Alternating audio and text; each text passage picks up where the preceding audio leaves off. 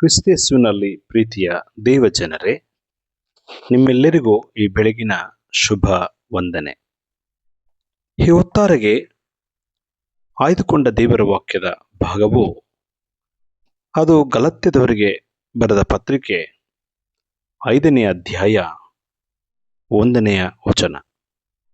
ಅಲ್ಲಿ ಹೀಗೆ ಬರೆಯಲ್ಪಟ್ಟಿದೆ: ಕ್ರಿಸ್ತನು ನಮ್ಮನ್ನು ಸ್ವತಂತ್ರದಲ್ಲಿರಿಸಬೇಕೆಂದು ನಮಗೆ ಬಿಡುಗಡೆ ಮಾಡಿದನು. ಅದರಲ್ಲಿ ಸ್ಥಿರವಾಗಿ ನಿಲ್ಲಿರಿ. ದಾಸತ್ವದ ನೊಗದಲ್ಲಿ ತಿರುಗಿ ಸಿಕ್ಕಿಕೊಳ್ಳಬೇಡಿರಿ. ಕ್ರಿಸ್ತನು ನಮ್ಮನ್ನು ಸ್ವತಂತ್ರದಲ್ಲಿರಬೇಕೆಂದು ನಮಗೆ ಬಿಡುಗಡೆ ಮಾಡಿದನು. ಅದರಲ್ಲಿ ಸ್ಥಿರವಾಗಿ ನಿಲ್ಲಿರಿ. ದಾಸತ್ವದ ನೊಗದಲ್ಲಿ ತಿರುಗಿ ಸಿಕ್ಕಿ ಹಾಕಿಕೊಳ್ಳಬೇಡಿರಿ. Stand fast therefore in the liberty by which Christ has made us free, and do not be entangled again with a yoke of bondage. ಈ ವಾಕ್ಯದಲ್ಲಿ ಅಪೊಸ್ತಲನಾದಂಥ ಪೌಲನು ಗಲಾತ್ಯದವರಿಗೆ ಬರೆಯುವಾಗ 2 ವಿಷಯಗಳ ಕುರಿತು ಮಾತನಾಡುತ್ತಾನೆ.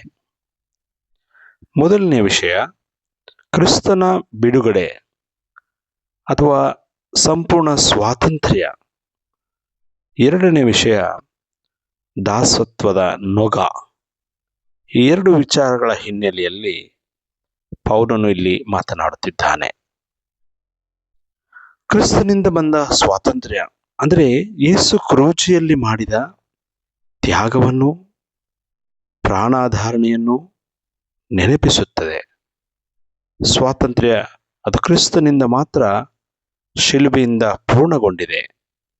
ದೇವರ ರಾಜ್ಯಕ್ಕೆ ಪ್ರವೇಶಿಸಲು ಕ್ರಿಸ್ತನಿಂದ ಮಾತ್ರ ಸಾಧ್ಯ ಎಂಬ ಸತ್ಯವನ್ನ ಪೌಲನು ಇಲ್ಲಿ ಸಾದೃಢ ಮಾಡುತ್ತಿದ್ದಾನೆ. ಇನ್ನು ದಾಸತ್ವದ ನೊಗ, ಯೋಕ್ ಆಫ್ ಬಾಂಡೇಜ್. ಪೌಲನು ಇಲ್ಲಿ ಅನ್ಯ ಜನರನ್ನ ಕಾನೂನಿನ ಅಡಿಯಲ್ಲಿ ತರುವಂಥ ಫರಿಸಾಯರ ಅಥವಾ ಯಹೂದ್ಯರ ಕುರಿತು ಮಾತನಾಡುತ್ತಿದ್ದಾನೆ. ಅಪೊಸ್ತಲನಾದಂಥ ಪೌಲನು ಇಲ್ಲಿ ಧರ್ಮಶಾಸ್ತ್ರ ಅಥವಾ ಕಾನೂನನ್ನ ನೊಗ ಅಥವಾ ಯೋಕ್ ಆಫ್ ಬಾಂಡೇಜ್ ಎಂಬುದಾಗಿ ಹೇಳುತ್ತಾ ಇದ್ದಾನೆ.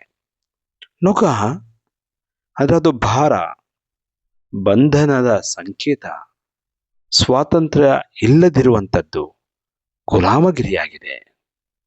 ನೊಗ ಇದರಲ್ಲಿ ಒಮ್ಮೆ ನಾವು ಸಿಕ್ಕಿ ಹಾಕಿಕೊಂಡರೆ ಅಥವಾ ನಮ್ಮ ಹೆಗಲ ಮೇಲೆ ನೊಗವು ಬಂದರೆ ಅದರಿಂದ ತಪ್ಪಿಸಿಕೊಳ್ಳಲು ಸಾಧ್ಯವಿಲ್ಲ. ನಾವು ಸಿಕ್ಕಿ ಹಾಕಿಕೊಳ್ಳುತ್ತೇವೆ. ಬಂಧನ ಅಥವಾ ನಮಗೆ ನಿರ್ಬಂಧವನ್ನ ಹೇರುತ್ತದೆ.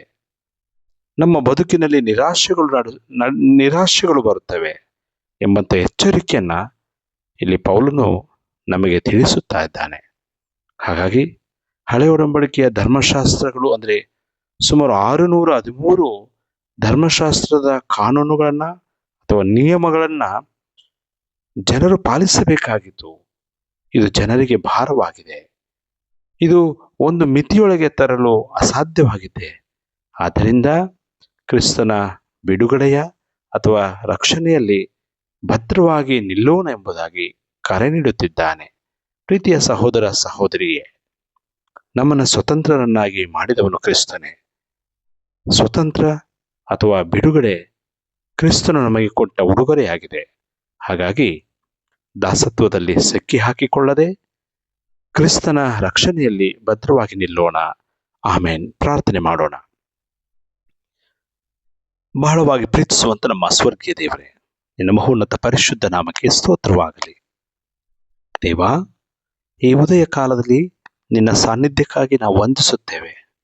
ಮತ್ತೊಂದು ಹೊಸ ದಿನವನ್ನು ನೋಡುವಂತೆ ದೇವರೇ, ನೀನು ಕೊಟ್ಟಂಥ ಅವಕಾಶಕ್ಕಾಗಿ, ಆಶೀರ್ವಾದಗಳಿಗಾಗಿ ಸ್ತೋತ್ರ. ನಿನ್ನೆ ಇದ್ದಂತೆ ಇವತ್ತು ನಮ್ಮ ಜೊತೆಗೆ ನಮ್ಮ ಹೆಜ್ಜೆಯೊಂದಿಗೆ ನೀನು ಹೆಜ್ಜೆಯನ್ನು ಹಾಕು. ವಿಶೇಷವಾಗಿ ಇಂದಿನ ನಮ್ಮ ಪ್ರಯಾಣಗಳಿಗಾಗಿ ದೇವರೇ, ನಮ್ಮ ಜೀವನದ ಆಲೋಚನೆಗಳಿಗಾಗಿ ನಿನ್ನಲ್ಲಿ ಪ್ರಾರ್ಥಿಸುತ್ತೇವೆ ಸ್ವಾಮಿ.